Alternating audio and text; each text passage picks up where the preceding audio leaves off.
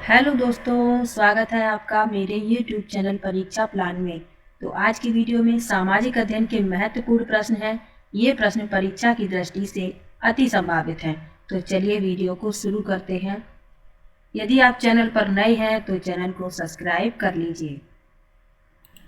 पहला प्रश्न है, मध्यकाल में दिल्ली के शासकों के संदर्भ में निम्नलिखित का मिलान कीजिए और उपयुक्त विकल्प का चयन कीजिए। मिलान करना है इसमें।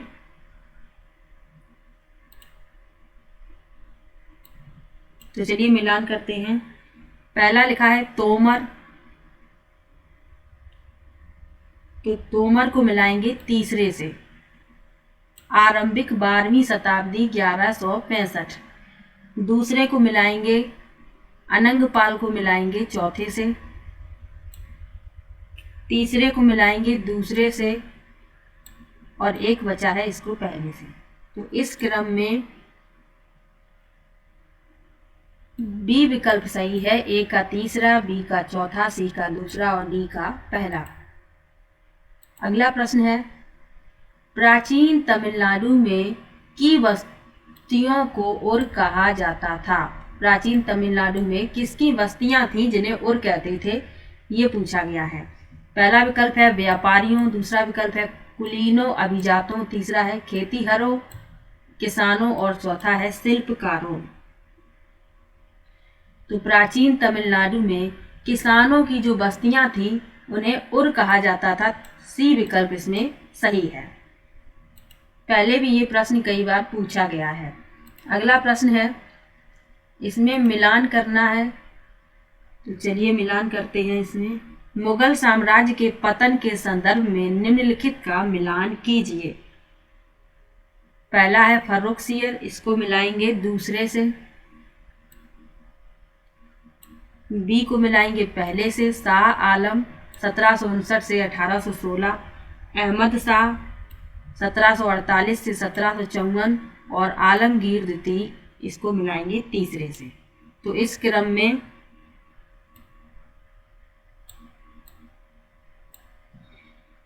सी विकल्प इसमें सही होगा। ए का दूसरा, बी का पहला, सी का चौथा और डी का तीसरा, यानी कि सी विकल्प इसमें सही है। अगला प्रश्न देखते हैं।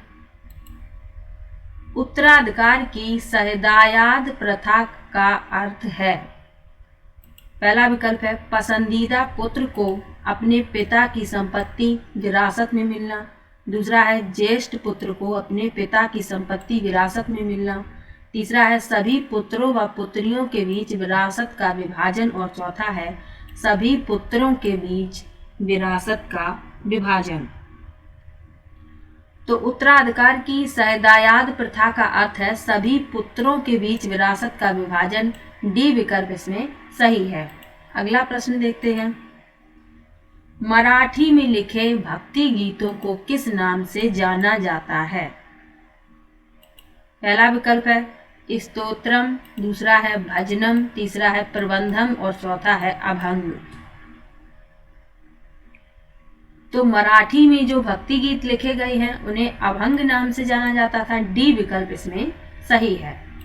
अगला प्रश्न है, निम्नलिखित में से कौन सा शब्द मध्य प्रदेश में घुमंतू खेती के लिए इस्तेमाल होता था। पहला विकल्प है बीघा, दूसरा है बेवड़, तीसरा है बैगा और चौथा है महल। तो इस प्रश्न में बी विकल्प सही है, बेवड़। मध्य प्रदेश में घुमंतू खेती के लिए बेवड़ शब्द का इस्तेमाल किया जाता था। बी विकल्प इसमें सही है। अगला प्रश्न है, किसने जिन्ना के दो राष्ट्र सिद्धांत का विरोध किया। पहला है सरदार वल्लभ भाई पटेल, दूसरा है खान अब्दुल गफ्फार खान, तीसरा विकल्प है वीर सावरकर और चौथा है मौलाना आजाद। तो इस प्रश्न के लिए चौथा विकल्प सही है, मौलाना आजाद। अगला प्रश्न है,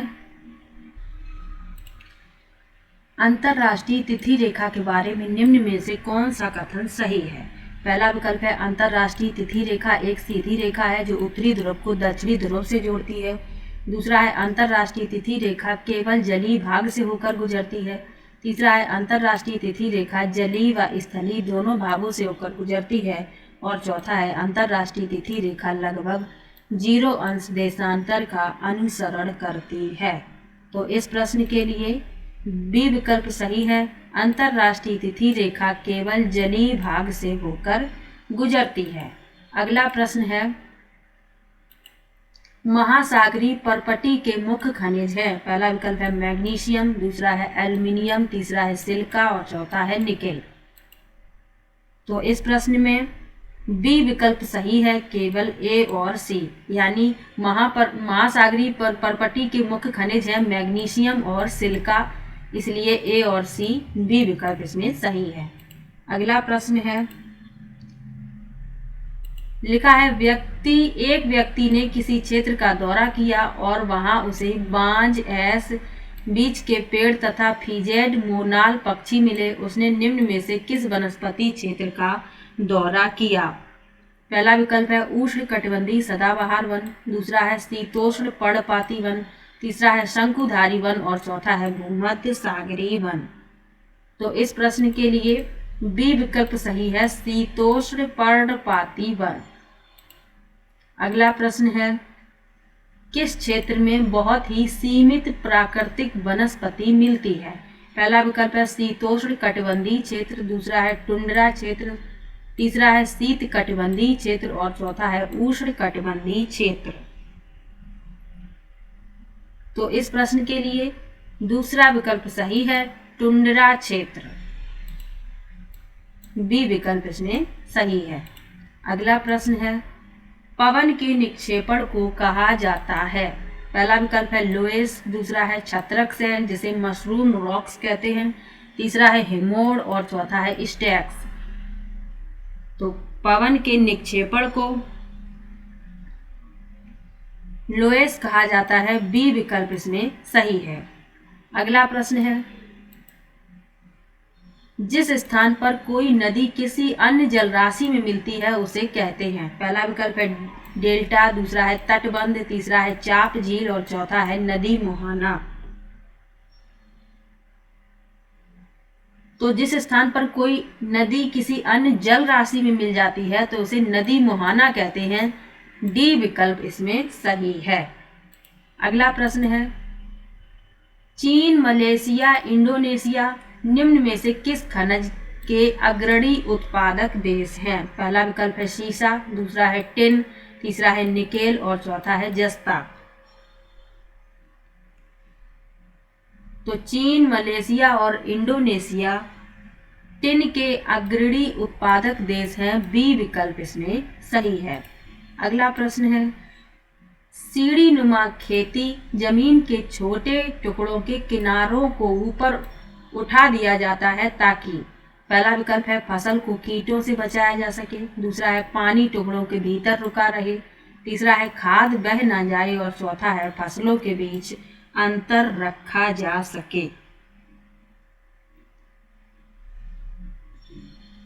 तो सीढ़ी नुमा खेती में जमीन के टुकड़ों के किनारे ऊपर उठा दिए जाते हैं ताकि पानी टुकड़ों के भीतर रुका रहे, बी विकल्प इसमें सही है।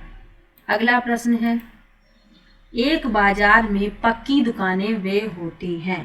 पहला विकल्प है जहां के कर्मचारी नियमित होते हैं, दूसरा है जिनके पास शहर, पंचायत और नगर निगम का लाइसेंस होता है, तीसरा है जो 10 वर्ष से अधिक समय से खुली हुई है और चौथा है जो मुख्यतः बड़े शहरों में होती है।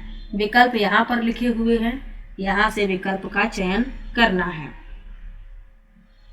तो इसमें ए सही है, जहां के कर्मचारी नियमित होते हैं, और दूसरा सही है जिनके पास शहर, पंचायत और नगर निगम का लाइसेंस होता है। ए और बी यानी बी विकल्प इसमें सही है। अगला प्रश्न है, नगर निगम में चुने गए सदस्यों को कहते हैं? पहला विकल्प है सीनेटर, दूसरा है प्रतिनिधि, तीसरा है अधिशासी और चौथा है पार्षद।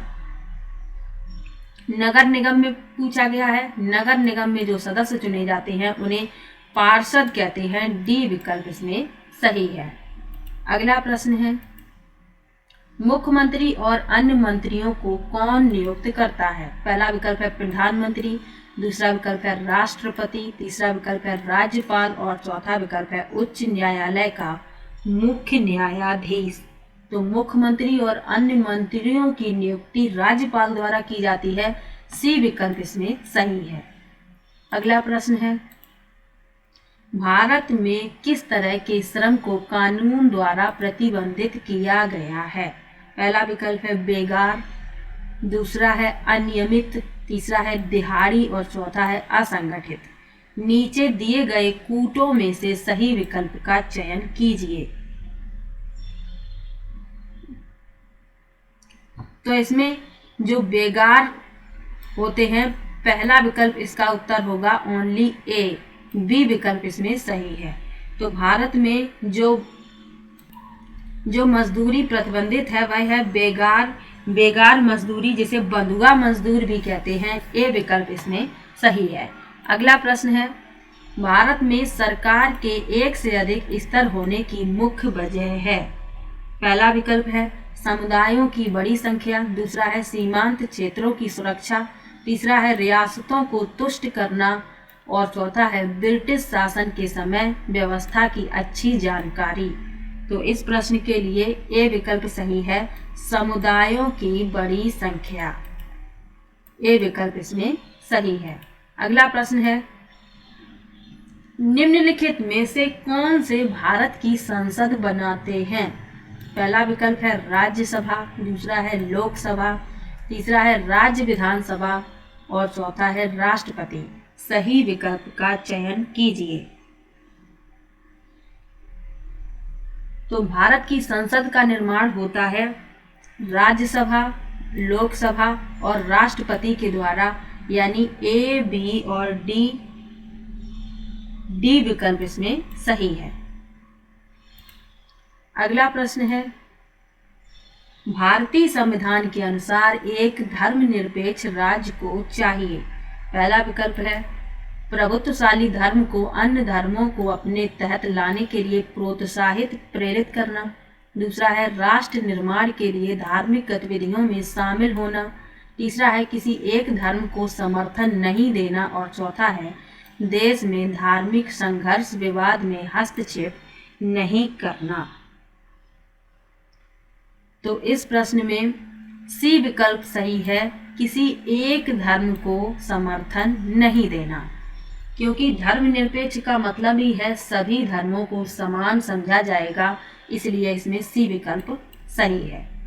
अगला प्रश्न है, किसी समुदाय के घेटोआइजेशन की प्रक्रिया का नतीजा होता है? पहला विकल्प है उसका बाकी समाज से अलगाव, दूसरा है उनकी संस्कृति का विविधीकरण, तीसरा है अल्पसंख्यकों का संरक्षण और चौथा है उनका सामाजिक सशक्तिकरण। तो इस प्रश्न में पहला विकल्प सही है, उसका बाकी समाज से अलगाव। अगला प्रश्न है, संगम कविताओं में एक तमिल शब्द मुवेनदार की चर्चा मिलती है जिसका अर्थ तीन मुखिया है। निम्नलिखित में से कौन सा समुच्चय तीनों मुखियाओं का सही प्रतिनिधित्व करता है? पहला विकल्प है चेर चालुक्य चोल, दूसरा है पांड्य चोल चालुक्य, तीसरा है चोल सातवाहन चालुक्य और चौथा है चोल चेर पांड्य।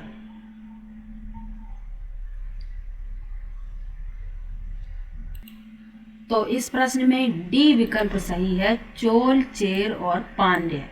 डी विकल्प इसमें सही है। अगला प्रश्न देखते हैं, निम्नलिखित कथनों में से कौन सा उपनिषद के संदर्भ में सही है?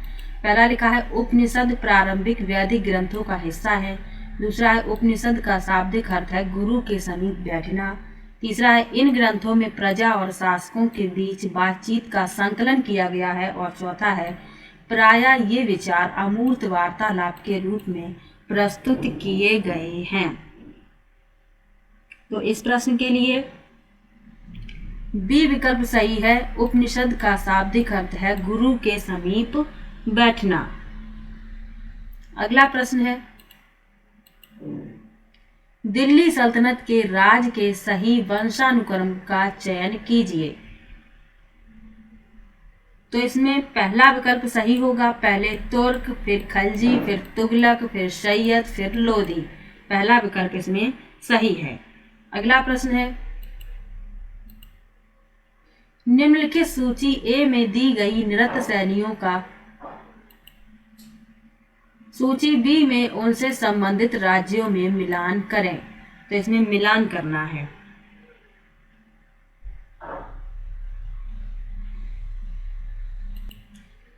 तो भरतनाट्यम तमिलनाडु से मिलाएंगे, पहले को बी से।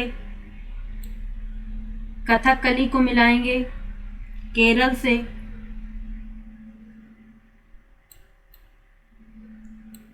यक्षगणम को मिलाएंगे कर्नाटक से। और कुचिपुड़ी को मिलाएंगे आंध्र प्रदेश से। तो इस क्रम में बी विकल्प इसमें सही है। अगला प्रश्न है, निम्नलिखित में से कौन सा कथन नयनारों और अलवारों के विषय में सही नहीं है। पहला विकल्प है, ये संत सभी जातियों के जिनमें अस्पृश्य समझी जाने वाली जातियों के लोग भी शामिल थे। दूसरा है, वे बौद्धों और जैनों के कटु आलोचक थे। तीसरा है, वे शिव या विष्णु के प्रति सच्चे प्रेम को मुक्ति का मार्ग बताते थे। और चौथा है, वे संगीत का विरोध करते थे। तो नयनारों और अलवारों के विषय में जो सही नहीं है वह बताना है। तो डी विकल्प इसका उत्तर होगा कि वे संगीत का विरोध करते थे। अब नयनार और अलवार कौन थे? तो अलवार वे थे जो विष्णु भक्ति में विश्वास करते थे और नयनार थे शिव भक्ति में विश्वास रखते थे। अगला प्रश्न है, मुगल साम्राज्य के पतन के कारणों का काल क्रमानुसार सही विकल्प है, यानी काल क्रम के अनुसार जो सही विकल्प है वह बताना है। पहला है, प्रशासन की कार्यकुशलता का विघटन। दूसरा है, ईरानी और तुरानी मूल के अभिजातों में पारस्परिक प्रतिद्वंदिता। तीसरा है, सैन्य एवं वित्तीय संसाधनों का कम होना। और चौथा है, नादिर शाह और अहमद शाह अब्दाली द्वारा आक्रमण।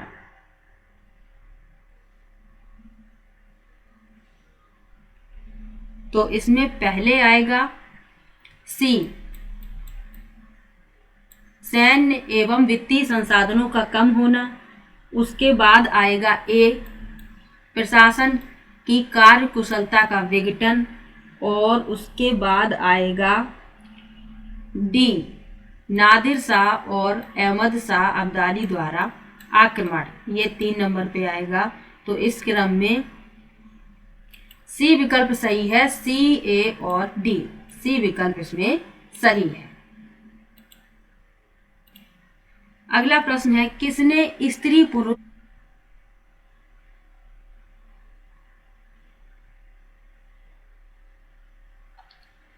प्रश्न है, किसने स्त्री पुरुष तुलना किताब लिखी। पहला विकल्प है पंडिता रमाबाई। दूसरा विकल्प है ताराबाई शिंदे। तीसरा विकल्प है राज सुंदरी देवी।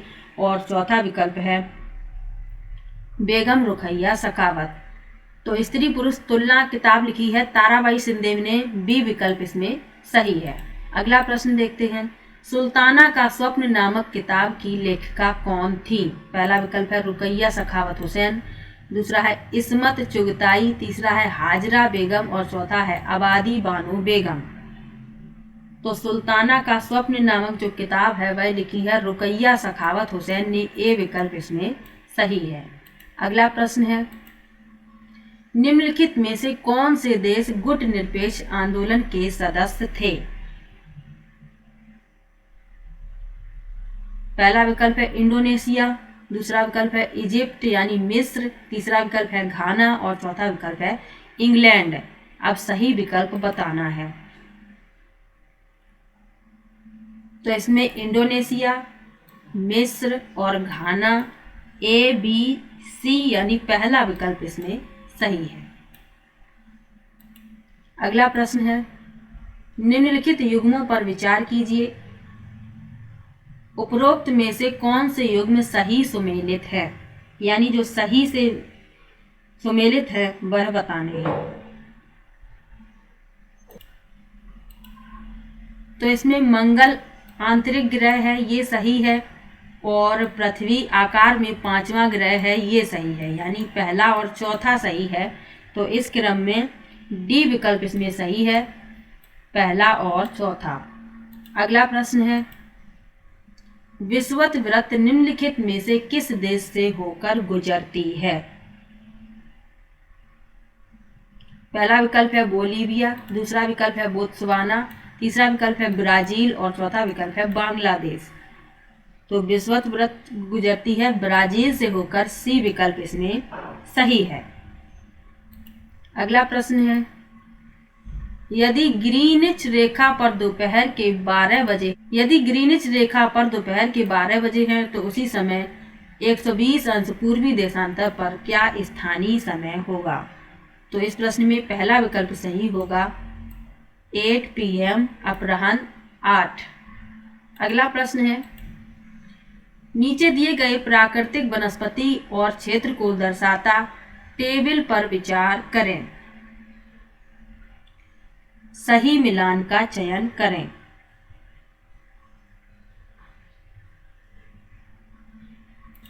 तो ये प्राकृतिक वनस्पति है और ये क्षेत्र है, इनको मिलान करना है।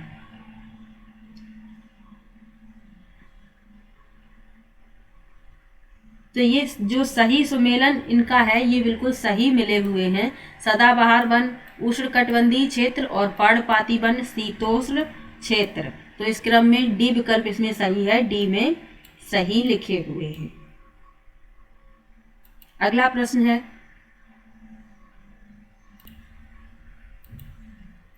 विश्व के मुख्य प्राकृतिक क्षेत्रों के विभाजन में निम्न में से कौन मुख्य मानक है?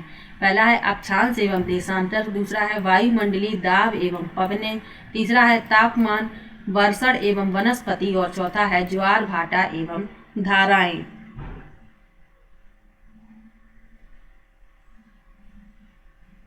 तो इस प्रश्न में सी विकल्प सही है, तापमान, वर्षण एवं वनस्पति।